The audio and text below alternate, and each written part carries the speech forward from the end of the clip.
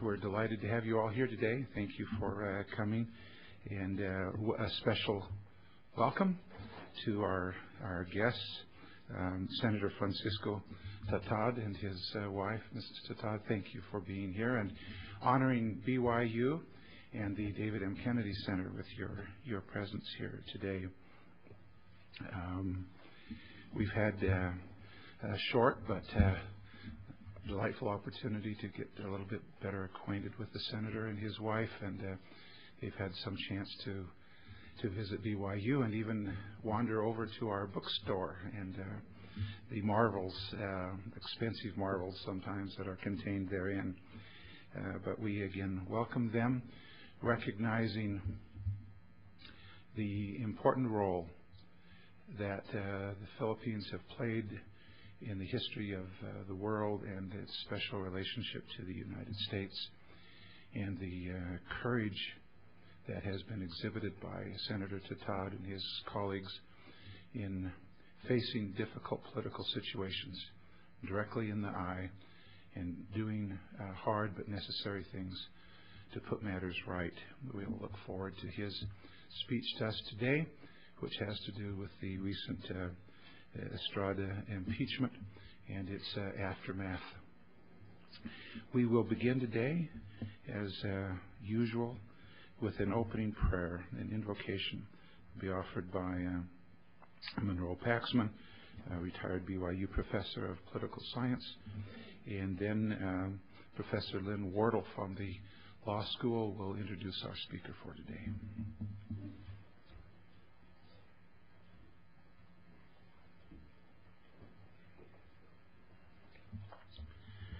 Our Father in heaven, we're grateful for this opportunity to be present here, hear our distinguished speaker. We're grateful for the leaders of the Kennedy Center and for the opportunities we have here at Brigham Young University to expand our knowledge and understanding and hopefully our influence in doing good. We ask blessings upon our speaker and on all of us, that we may be attentive and understanding.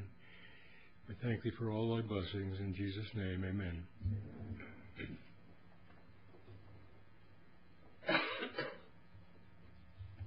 It's my great privilege to introduce the Senate Majority Leader of the Philippine Senate, Francisco S. Tatad. Senator Tatad has been in public service for the most part of his adult life. He was actually a newspaper man, a reporter and writer, and when he was tapped to become the Director of Communications in 1969 by Ferdinand Marcos, that was at the time that Marcos had his last election, if I remember, shortly before that. I was in the Philippines at that time, finishing my mission. Senator Tatad served that administration.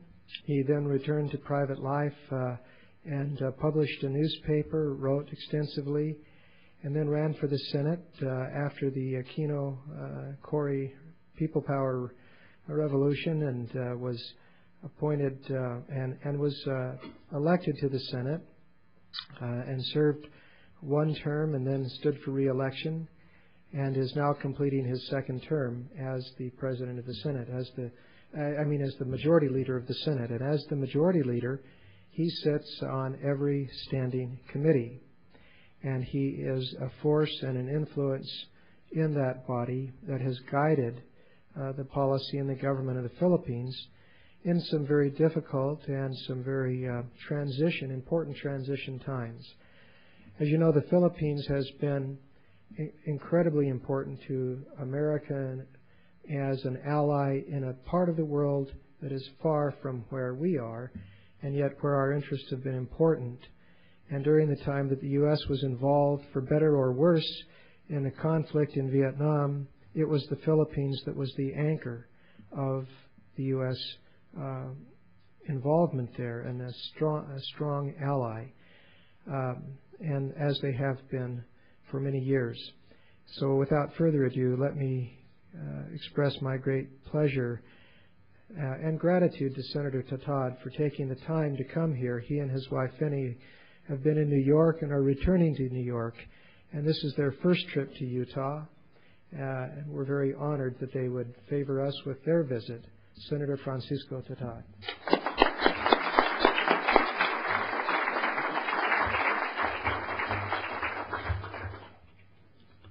Thank you very much, Dr. Halsinger. Ladies and gentlemen, friends. First of all, let me thank Dr. Lynn Wardle for his very kind introduction. And may I thank him, first of all, for making it possible for me and my wife to be in this beautiful city of Provo and this great center of learning, the Brigham Young University, also known as the largest private university in all of the United States. Sometime in March of 1999, we had the privilege of welcoming Dr. Wardle, Dr. Richard Wilkins, and the Goodmans at an international family conference in Manila. Since then, we have had the pleasure of working with them again in other international forums, but nothing has prepared us for this warm and generous welcome here in Provo. So we are honored and pleased to be here. I have come to speak to you this morning about recent political developments in my country, hopefully in response to some questions, if not concerns, that have been expressed here in the United States. For obvious reasons, these developments are of particular interest to Americans as they are to Filipinos. Philippines and the United States, as Dr. Wardle has pointed out, remain strong and determined allies.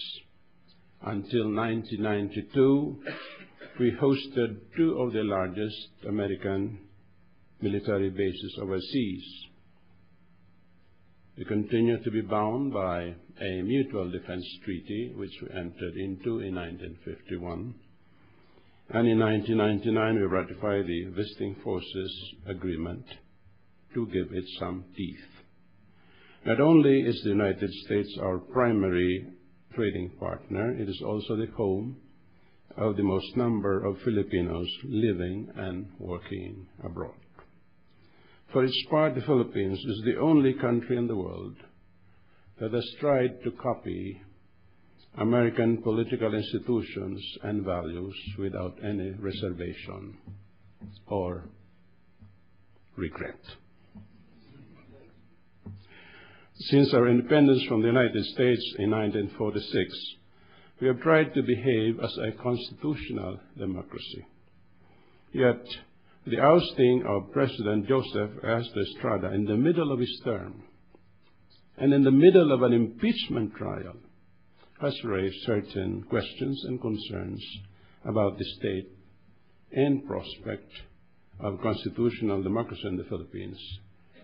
Questions which I believe deserve deeper study by serious students of politics and constitutional and legal scholars. In this talk, I propose to look more at the institutions than at the personalities. It is important for us to see what the country gained and what it lost because of the coup. Is it fair to suggest, as some international observers have tried to suggest, that all the institutions have been diminished, that nobody won and everybody lost in this process? In due time, we'll see this. But for now, let us look at the principal character in the play, Joseph Estrada. I don't know how many of you have followed his career, but it's important to ask, who was he? How did he come to all this? Well, Estrada was no Ferdinand Marcos or Suharto. He was not even an El Loco. He began as a movie star who usually played the role of a neighborhood toughie who championed the cause of the poor. When Marcos was ousted in 1986, Estrada was the mayor of his hometown of San Juan in Metro Manila. Removed from office by Mrs. Aquino, he ran for the Senate the following year and won. In 1992, he ran for vice president and again won, even though his presidential candidate, one named Eduardo Cojuangco Jr., lost to General Fidel Ramos. Please note that in the Philippines, the president and the vice president are elected separately. So it is not unusual to find the two officials coming from two opposing parties. It is an abnormality from your point of view, but that's the reality. In 1998, Estrada ran for president and won, even though his running mate, this time Edgardo Angara, lost to Vice President Gloria Macapagal Arroyo. Now, although Estrada was definitely popular, he was hardly the kind you would expect in the presidency. He was known to drink, to gamble, to keep a string of women, other women. Regrettably, nobody raised this issue at all during the campaign. He didn't have the good fortune of Senator Gary Hart. In fact, I was the only one who ever tried to raise this issue long before the campaign began, when he was still just preparing to run. I tried to engage him in a morality debate, and he responded by challenging me to a fist fight, which I naturally declined. To my disappointment, I, rather than Estrada, was the one being ridiculed in the media and reproached openly by some bishops. In protest, I left my party when he decided to coalesce with Estrada's party and proclaim him as the presidential candidate. So without any thought or prospect of winning, I ended running as vice president to Senator Miriam Defensor Santiago, who had earlier run for president in 1992 and believed to have won that contest,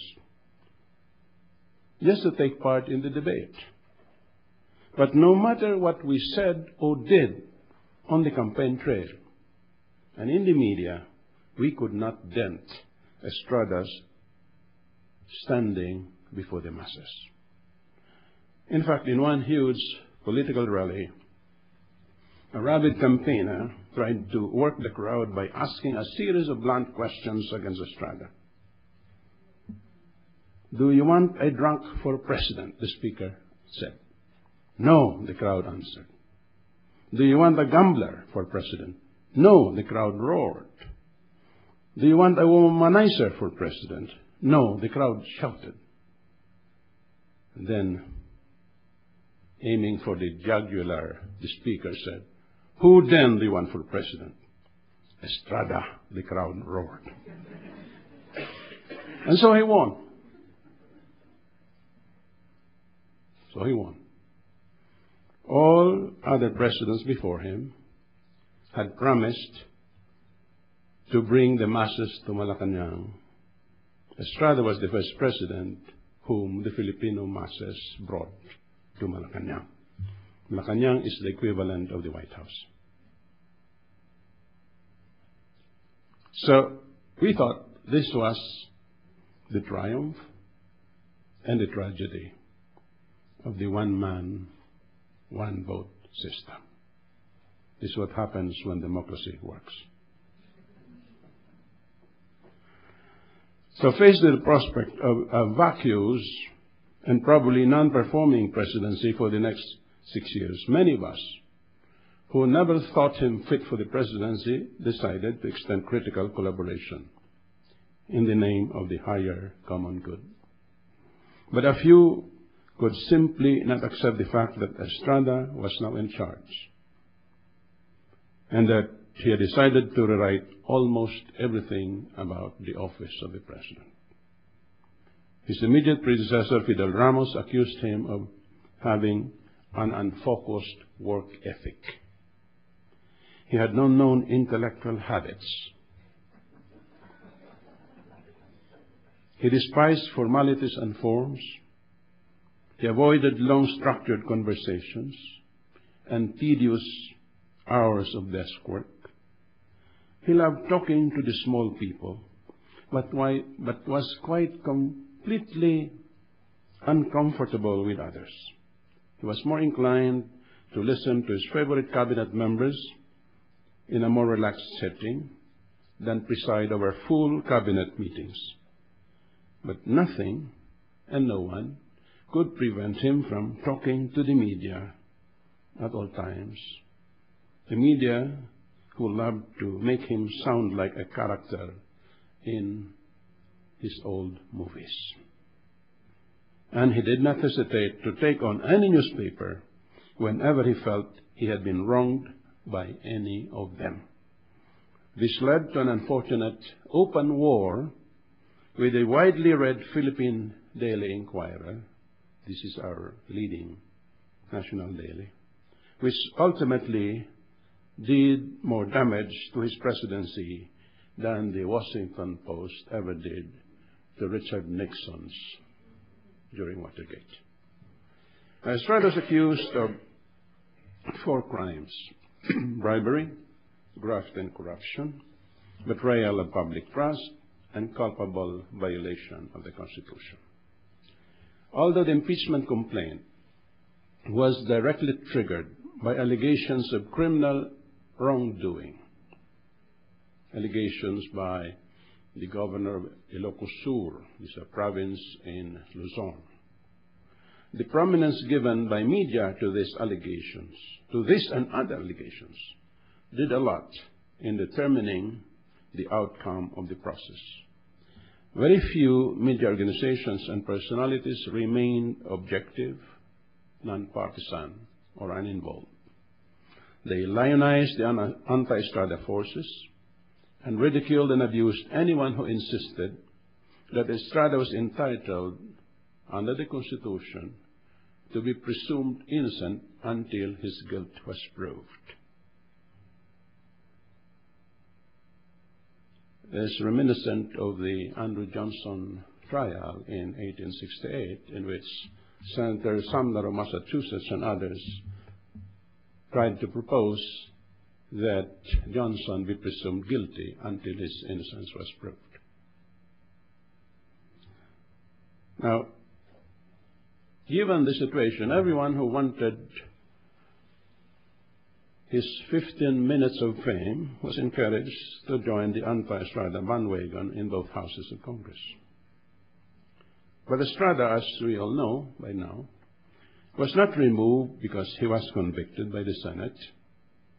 He was deposed in the middle of the impeachment trial by those who feared that he would never be convicted by the Senate.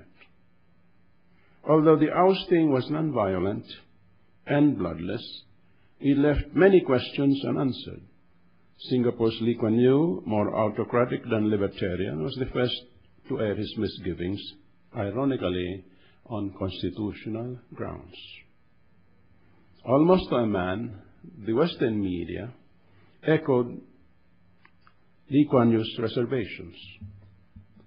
So what the victors at home trumpeted as democracy's triumph, foreign observers saw as a defeat of due process. While they found the pedigreed Mrs. Arroyo more sophisticated than Estrada, her takeover, in their view, left the Constitution in tatters. So this is the irony. This was the first impeachment trial in the Philippines, and in fact, in Asia. Before Estrada, Filipino congressmen had tried to impeach 3 Filipino presidents: Elpidio Quirino in 1949, Diosdado Macapagal, the father of Gloria Macapagal Arroyo, in 1964, and Marcos in 1985. In each case, the complaint died in the House and never reached the Senate. For this reason, nobody expected the case against Estrada to prosper. But Murphy's Law was working, so the unexpected and the improbable happened. On October 5, 2000, Senate Minority Leader Teofisto Gingona Jr. accused Estrada of bribery and corruption on the floor of the Senate, the same charges that would eventually appear in the articles of impeachment in the House. Gingona's speech was investigated by 2 Senate committees, despite the objections of some members, myself included, who pointed out that the Senate could investigate the President on charges of criminal wrongdoing only if he had been impeached by the House of Representatives and was now being tried by the Senate. But the 2 committee chairmen insisted that the inquiry was merely in aid of legislation, even after the inquiry had become a de facto trial of President Estrada. They insisted on continuing the hearings even after the House Committee on Justice had started deliberating on the impeachment complaint, and even after the House, by resolution, had formally called on the Senate to stop its hearings. This inquiry, which played like an NBA series on radio and television, played a vital role in conditioning the public mind against Estrada. This fanned the flames of the Estrada Resign movement, led by Manila's politically active Archbishop, Jaime Cardinal Sin, and 2 former presidents, Corazon Aquino and Fidel Ramos. As we said earlier, in the Andrew Johnson trial, Senator Sumner of Massachusetts was reported to have proposed that Johnson be presumed guilty until he could prove his innocence. No such proposal was actually heard from the senators in the Philippines, but some of them had clearly prejudged the case, and the public and the press did not mind it. The senator who first accused Estrada of the same charges that later became the basis of his impeachment sat in the trial as judge and openly behaved like a member of the prosecution. So did all the other senators who had accused Estrada of the same charges or other charges, who joined the anti-Estrada rallies and called for his resignation. Instead of inhibiting themselves for having prejudged the case, they simply sat there and conducted themselves like members of the prosecution. For their part, the media, led by the Inquirer and a couple of television stations, continued their exposés against Estrada without let-up, giving the public the impression that Estrada was being tried in the Senate for everything that appeared in the newspapers, not just the charges specified in the articles of impeachment. Now, in his widely quoted small book, Impeachment Handbook, Yale professor Charles Black Jr. writes that the senator's role is solely one of acting on the accusations voted by the House of Representatives. The Senate cannot lawfully find the President guilty of something not charged by the House, any more than a trial jury can find a defendant guilty of something not charged in the indictment. This, I believe, was scrupulously observed in the Johnson and Clinton trials, but not in the Estrada case. In both the Johnson and Clinton trials, everyone was pained to point out that the President's elective term, fixed by law, should never be reduced to a mere tenure at the pleasure of Congress. The exact opposite held in Estrada's case. His enemies were prepared to set aside the Constitution just to get rid of an unwanted president. As a rule, Filipinos have always taken pride in their constitutional processes, even at their worst. And trying an impeached president in open court appealed to their pride. Through it, they hoped to see if their constitution really worked. But from the very beginning, the prosecution was already threatening to walk out if they did not get what they wanted at every turn. In the beginning, there's a motion to quash filed by the respondent. Before the Senate could act on it, there's a threat from the prosecution. They're going to walk out if the complaint was quashed. The motion to quash was thrown out, so they stayed in court. After that, there was an envelope containing evidence from a bank that's supposed to prove a charge not included in the articles of impeachment. Again, prior to the opening, there's a threat to walk out. But the court decided that since the contents of this envelope had been published in all the media, there's no harm in allowing it to be received conditionally, but not formally admitted by the court. So, at every stage there was this threat, and finally, on January 16th, the court decided not to receive further evidence conditionally, evidence that sought to prove a charge not specified in the articles of impeachment.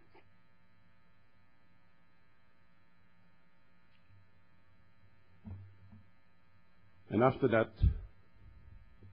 the prosecution walked out, and the battle shifted to the streets. Cardinal Sin was there, Coriaquin was there, Fidel Ramos was there, and then finally the military and police commanders came out, joined the crowds, and announced that they had withdrawn their support from the President and Commander-in-Chief. This was January 20, 2001. And the whole thing happened on the same strip where 15 years ago, February of 1986, the EDSA crowd brought down Ferdinand Marcos. Now, on the same day, Estrada, before leaving the palace, wrote a letter to the Senate President and the Speaker of the House saying that he was unable to perform his duties and that by operation of the Constitution and the law, Vice President Arroyo would then act as President. Now, this letter was perfectly in consonance with the provision of the Constitution, that if the President can no longer operate, then the Vice President takes over. And this was the provision that Estrada invoked in stepping down from the presidency. But even before he could write this letter, the Chief Justice appeared on EDSA, accompanied by 12 justices of the Supreme Court, and administered the oath of office to Mrs. Arroyo, who in her inaugural address said she was privileged to take her oath as acting president. But 26 days later, the Filipino nation would be told that Mrs. Arroyo had in fact declared Estrada permanently incapacitated and permanently unable to govern. Therefore, she was assuming the presidency on a permanent basis. Well, Estrada obviously wanted to maintain the constitutional fiction, even while accepting the reality that he could no longer continue in office. So the case went up to the Supreme Court for resolution. There was a co-warrant of petition, and after 26 days, there was an oral argument in the court. After which, the Supreme Court, in an amazingly unanimous decision that relied on newspaper reports for its citation of facts, ruled that Estrada had in fact resigned and that Mrs. Arroyo was now the constitutional president. Now, this was one instance where the court acted with amazing unanimity. But as we noted earlier, the remarkable fact is that 12 of the justices that accompanied the Chief Justice had the oath-taking rights on a congested side street stage where Mrs. Arroyo delivered her inaugural address in an impromptu ceremony where the Senate President held the microphone instead of the usual microphone stand.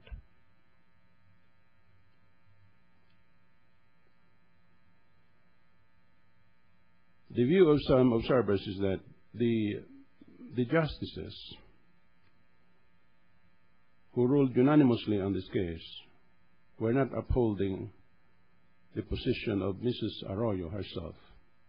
They're upholding their own positions because they were part of the act in dispute. They were there at EDSA, participating in the oath-taking ceremony even before the constitutional basis could be laid. Now, immediately after that oath-taking, Mrs. Arroyo was asked on television whether it was true that her oath-taking had been facilitated by a letter that she had written to the court, asking the court to administer her oath. She replied in the negative. She said she had not written the court any letter, and that the justices had come to EDSA on their own volition. Now, this was contradicted by the clerk of court, who said she had written a letter, and that letter was in the files of the court. But neither the court nor Mrs. Arroyo could produce a copy of this letter for the public for at least 26 days. The only letter available to the public at the time was the one written by Estrada to the Senate President and the Speaker of the House, advising them of his temporary inability to perform his office. And suddenly, on the 15th of February, 26 days after the event, Mrs. Arroyo's Secretary of Justice produced a copy of this January 20 letter, signed by Ms. Arroyo, in which she informed the court that Joseph Estrada was permanently unable to perform his duties and therefore permanently unable to govern. Ergo, she was assuming the presidency and she was asking the court to administer her oath. Now, the sudden appearance of this letter, 26 days after its existence had been denied by its supposed author and sender, has created a very serious problem of credibility, which the ruling of the court has unfortunately not been able to overcome. Has cast a heavy cloud over both the Supreme Court and the office of the President. Ironically, this letter is not even mentioned in the court ruling declaring Mrs. Arroyo as the constitutional president. What is mentioned in the ruling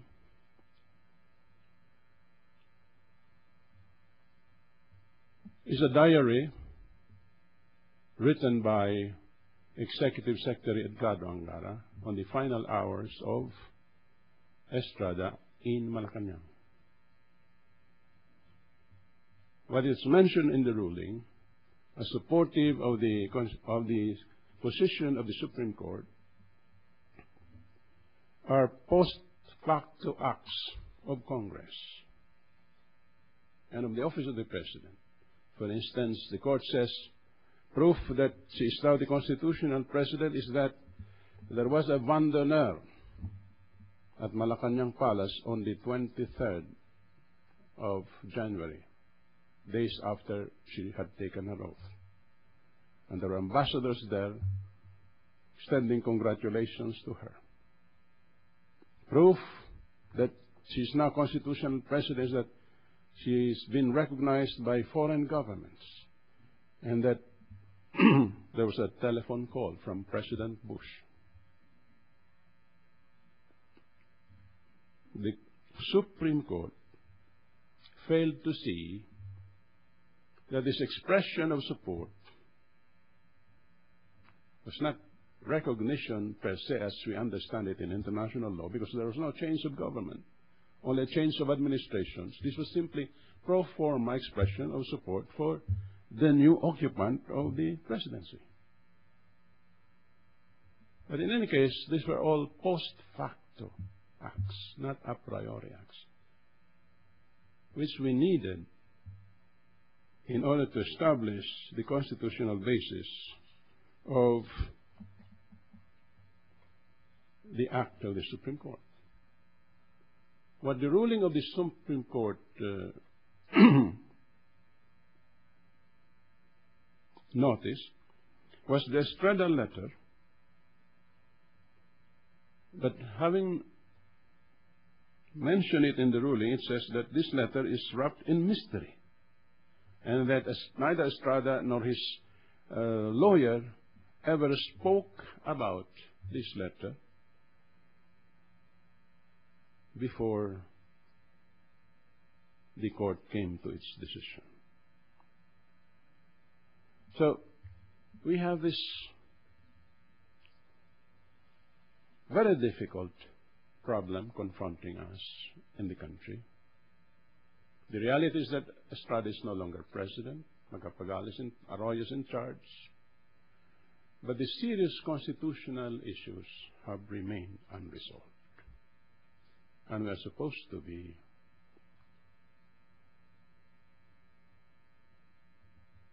a showcase of democracy in the third world. Now, Estrada will certainly not go unremembered in history. He will be remembered as the president who lost the presidency in the wink of an eye without ever knowing how he could have saved it. Perhaps it is correct to say that given his intellectual bent, his lack of experience, his indifference to statecraft, his unfocused work ethic, as Ramos once put it, the many things he did not know or care to know, the many personal flaws he might have overcome, had he but tried hard enough to do so, Estrada should never have sought the presidency, and the nation should never have made president. But for reasons of his own, he pursued the presidency, even without any clear idea of what the job was all about. And the Filipino masses, who constitute the majority of the Filipino people, with their illusions and dreams, made him president. To repeat, he represented the triumph and tragedy of ballot box democracy. He proved to our sorrow that every nation gets the government it deserves. But whatever he was, Estrada was the people's choice. They alone, and not a small minority claiming to speak for the majority or for all, had the right to remove him through the appropriate constitutional process for cause. He had a right to a fair process. Until proven guilty of the crimes for which he had been impeached, he had a right, like any other man, to be presumed innocent. Indeed, because his flaws had been advertised better than his virtues, the people had to be protected from all his possible excesses. At the same time, they had a duty, like every judge in that impeachment court, not to prejudge his case. He needed to be protected, not only from his own follies, but above all from those who would substitute their judgment for due process just to get rid of someone they hated. That was a task for the Constitution, and the Constitution was there to do it. But the Church, the Supreme Court, the armed forces, big business, the academe, the opposition, and whole sectors of the media, the very forces that should have protected and preserved the Constitution, had all turned against it. They wanted Estrada out at all costs, but they could not depose him without destroying the Constitution first. So they decided to destroy both. Now, it will not be easy to rebuild what has been destroyed.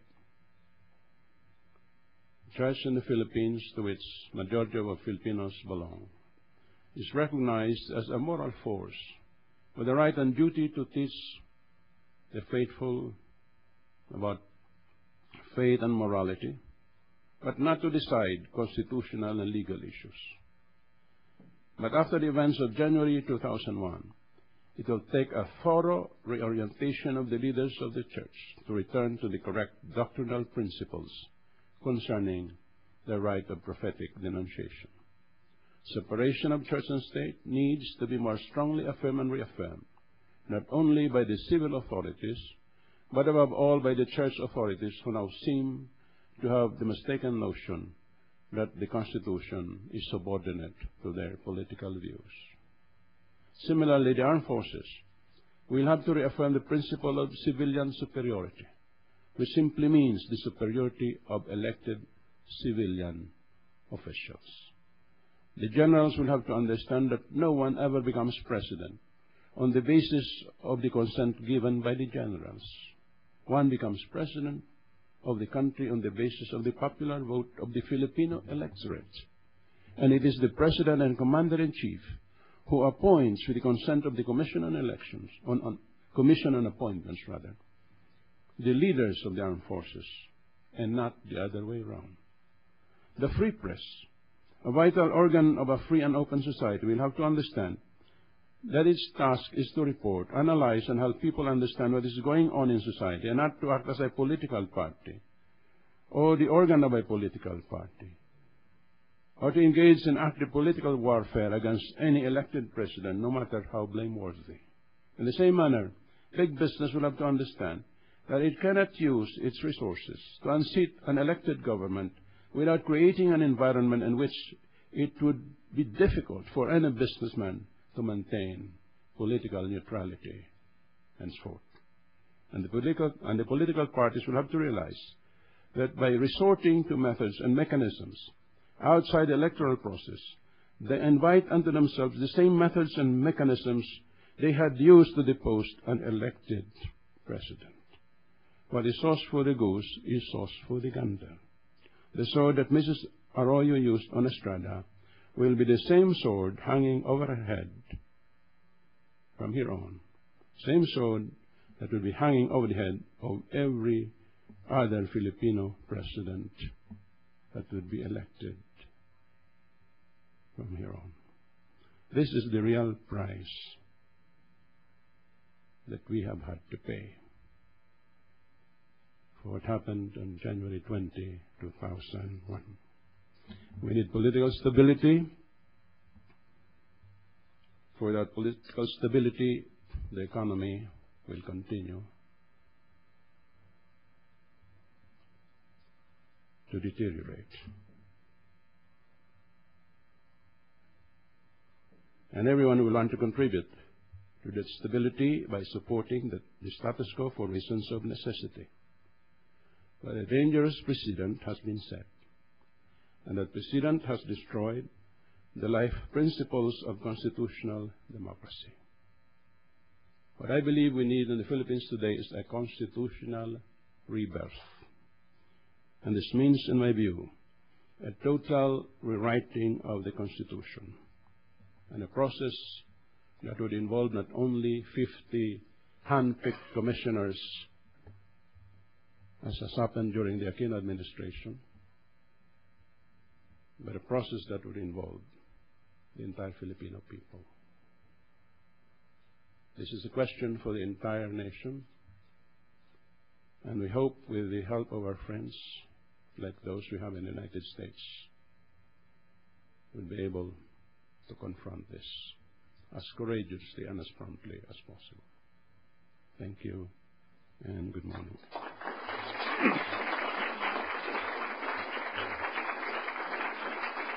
We agree to some questions. Do you have time? Yes. We may have a few minutes for some questions. Before I take on any, may I just acknowledge the presence in the hall of a good friend, Dr. Richard Wilkins.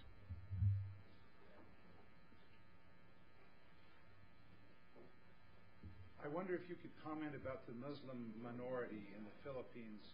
Did they have a role to play in the impeachment? What was it? What will be their future role in the establishment of a constitutional democracy? Regrettably, the Muslim minority and even the Christian majority in Mindanao did not have a role to play in what happened in Metro Manila. The impeachment process is a constitutional process that involved the entire nation. It's the expression of the entire Filipino people, because it flows from the Constitution. But the political action that cut short the impeachment process was the handiwork of a minority in Manila, unfortunately an elite, coming from big business, the professionals, the hierarchs of the church. As I pointed out, the commanders of the military and the police, all based in Metro Manila. But for all the faults of Estrada, if you came down to the Philippines today and took a survey of approval in Mindanao, you'd be surprised to find him rating so high, because he is looked upon by the Christian majority there as the only president who dared to test the will of the outlaws, unfortunately the Islamic outlaws.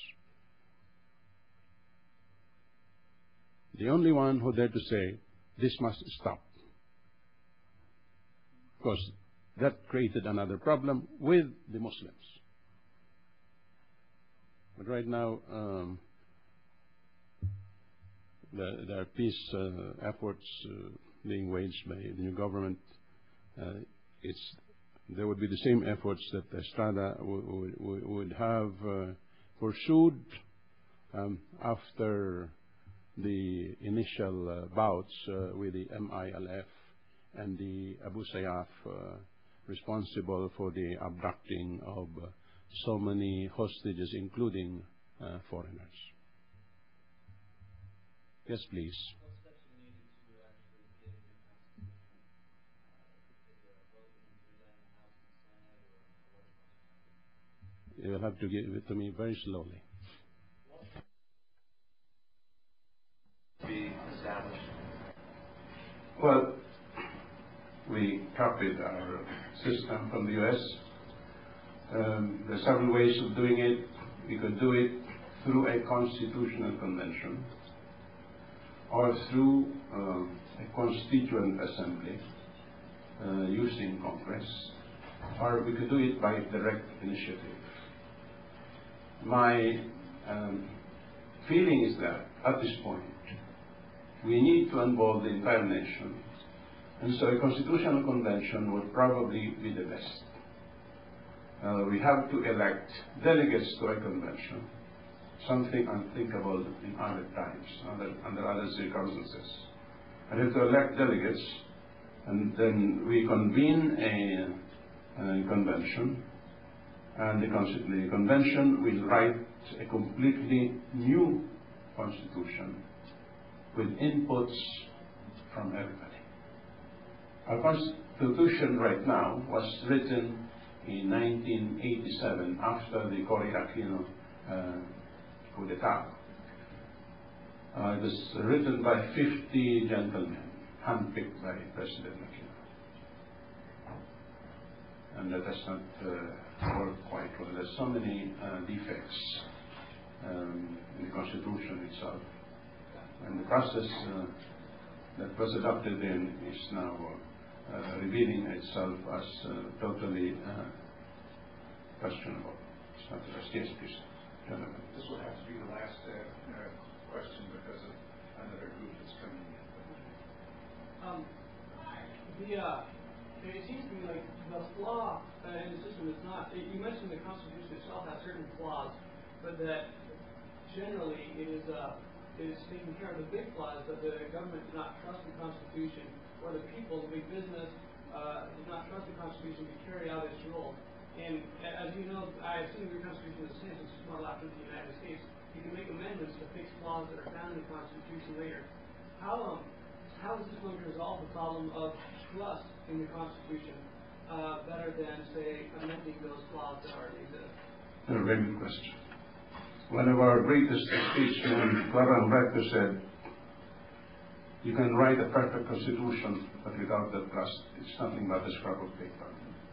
Now, looking at what happened,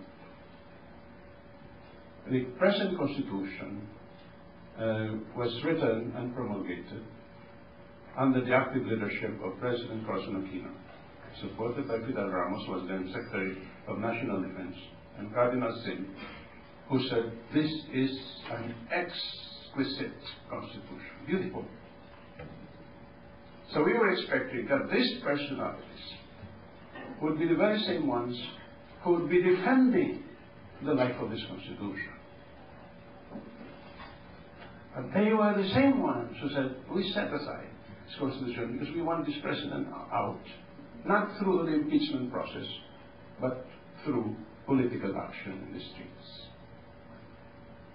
And what I'm trying to suggest here is that by trying to enlist the involvement and support of the people, they will have a direct stake in the Constitution. They will know what it is all about. Because when we ratified the 87 Constitution, not even Cory Aquino had read it. You know, it's so easy to have a referendum where you answer yes or no. And so we've got to involve the people. We've got to educate ourselves about the real values of a constitutional democracy. That if we accept the electoral process, we must be bound by its results. Like you bound yourselves to the result of the electoral process, even if you had to go through that recount in Florida. It's difficult, but the system must be defended and upheld. That's what I'm trying to say. And only an enlightened population involved in this process can assure us that the Constitution will finally be upheld. Thank you very much.